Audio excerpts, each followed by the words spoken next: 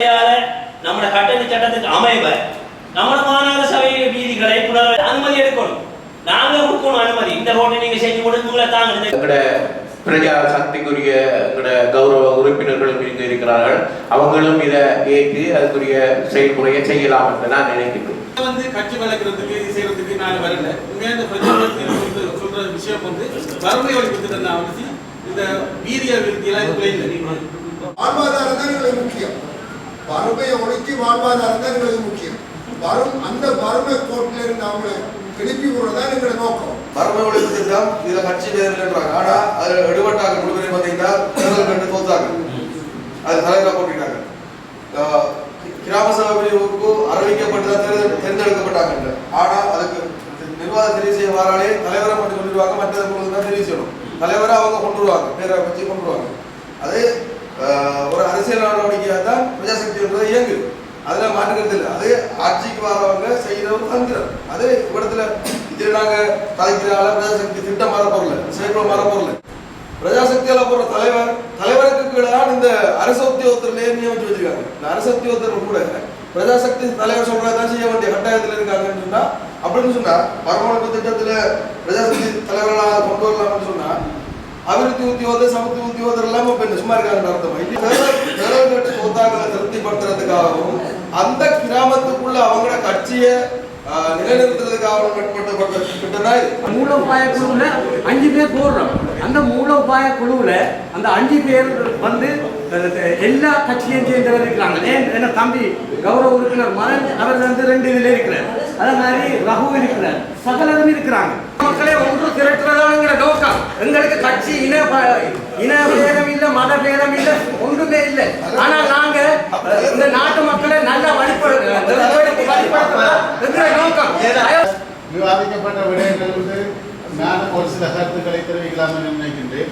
உண்மையில் இந்த பிரஜாசக்தி என்பது இவர்கள் கூறுவதை போன்று அரசியல் கட்சிக்கு அப்பாற்பட்ட விடயம் என்று கூறப்பட்டால் உண்மையில் அனைவருக்கும் இந்த இடத்துல மக்களால் தெரிவு செய்யப்பட்ட மக்கள் பிரதிநிதிகள் தான் இந்த மாநகர சபையை இந்த இடத்திலே அலங்கரித்துக் கொண்டிருக்கிறார்கள். இந்த இடத்தில் யாருக்கு அறிவிக்கப்பட்டிருக்கின்றது என்று கேட்டால் உண்மையில் எனது வட்டாரத்தில் எனக்கு அறிவிக்கப்படவில்லை. தற்பொழுது கௌரவ உறுப்பினர் கூறினார், அவருக்கு அறிவிக்கப்படவில்லை. ஆயுசம்மா உங்களுக்கு அறிவிக்கப்படவில்லை. இப்படி அநேகமான உறுப்பினர்களுக்கு அறிவிக்கப்படவில்லை. ஆனால் கௌரவ உறுப்பினர் உதயணன் கூறினார் எல்லாருக்கும் அறிவிக்கப்பட்டது 14 நாளுக்கு முதல் அறிவிக்கப்பட்டது. ஆனால் வட்டாரத்தை பிரதிநிதிப்படுத்தின மக்கள் பிரதிநிதிகளுக்கு ஒரு கடிதம் மூலமே அறிவிக்கப்படவில்லை.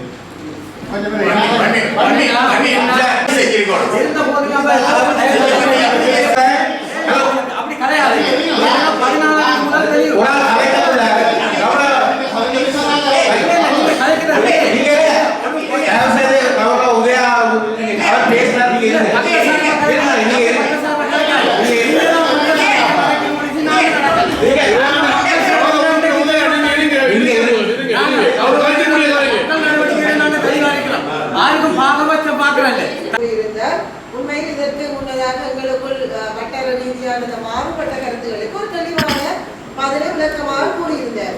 கடந்த காலங்களாக இருக்கட்டும், தற்போதைய அரசாக இருக்கட்டும், காலத்துக்கு காலம் அரசியல் மாற்றங்கள் வரும் பொழுது தத்தமது கட்சிகளை வளர்ப்பதற்கு ஒரு தந்திரோபாயமான திட்டங்களை ஒவ்வொரு தரப்பினர் முன்வைப்பார்கள். ஆனால் இங்கு குறிப்பிடப்பட்டிருந்த சில உறுப்பினர்களை இந்த பிரஜாசக்தி குழுக்களுக்குள் உள்வாங்கி இருப்பது இங்கு தெரிய வந்தது.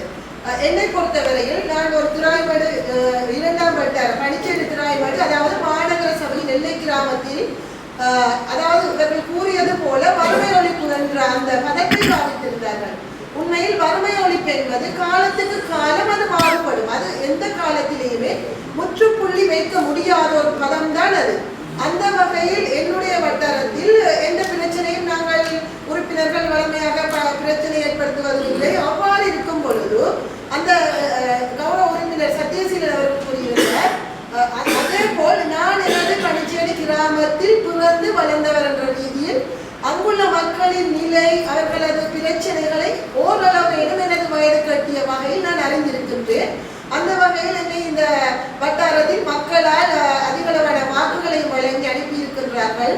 ஆனால் பொதுவாக இந்த உறுப்பினர்களுடன் நான் எந்த திட்டங்கள் நடைமுறைப்படுத்தினாலும் சேர்ந்து போக வேண்டும். இருக்க வேண்டும் என்று பிரச்சனைகளை ஏற்படுத்தாமல் பயணிப்பவர். இருந்த போதிலும் எனக்கு கௌரவ உறுப்பினர் உதயானந்தன் அவர்கள் கூறியது போல் எந்த அறிவித்தலும் 14 நாட்களுக்கு முன் வழங்கப்படவும் இல்லை, எனது காதுக்கு அது எட்டப்படவும் இல்லை. இதை நான் பொய் கூற வேண்டிய அவசியம் இல்லை. இதில் அரசியல் லாபத்திற்காக ஒரு பிள்ளையான தகவலை சொல்ல வேண்டிய தேவைப்பாடும் இல்லை. ஆகவே இதற்குள்ளும் சில கட்சி செயற்பாடுகள் அவர் கௌரவ உறுப்பினர் சொன்னது போல அவர்கள் நடைமுறை இருக்கட்டும். ஆனால் இங்கு நடைபெற்றதை அடிப்படையாக வைத்து நான் தெளிவாக கூறுகின்றேன். இவ்வாறு போட்டி போட்டுத்தான் நான் ஒரு உறுப்புரிமையை பெற்றுத்தான் மக்களுக்கு சேவை செய்ய வேண்டும் என்பதிலிருந்து நான் விலகிக் கொள்கின்றேன். அதற்கு நான் என்னால் முடிந்ததை தொடர்பேன் என்று. இது பிரஜாசக்தி தலைவர்கள் அறிவிக்கிறது இல்லை, கோயில போயிட்டு இது ஜிஎஸ்க்குரிய பொறுப்பு. சரியா? இதுல எந்த கல்லடி முகத்துவாரத்துல இந்த தோழர் இருக்கிறார். சரியா? நாங்க அவ்வளோ பேருக்கும் அறிவிச்சு எங்களோட நோட்டீஸ் போர்டுகளில் போட்டிருக்கோம், கோயில்களில் அனௌன்ஸ் பண்ணி அறிவிச்சப்போ 1 வீக்குக்கு முதல் ஜிஎஸ்ல சொல்லி ஜிஎஸ்டிஓ செய்கிற வேலையை நீங்க பிரஜாசக்தி தலைவர்களை இதுல இருக்கக்கூடாது. மற்றது கோர்ட்ட மெம்பர்ஸ் என்று சொல்றதுக்கு இங்க யாரும் அதிகாரம் இல்லை, யாரும் அதுல வரலாம். வின் பண்ணாக்கள் தான் வரணும் இல்லை, வின் பண்ணாக்கள் இதுல இருக்குறீங்க நிறைய சபைகள்ல இல்லாதாக்களும் வரணும். அதுக்கோ கட்சி நிச்சயமா கட்சி எல்லாருமே அப்படித்தான், நீங்களும் அப்படித்தான். எங்களை கட்சியை வழக்கு நாங்க செய்வோம். ஆனா இது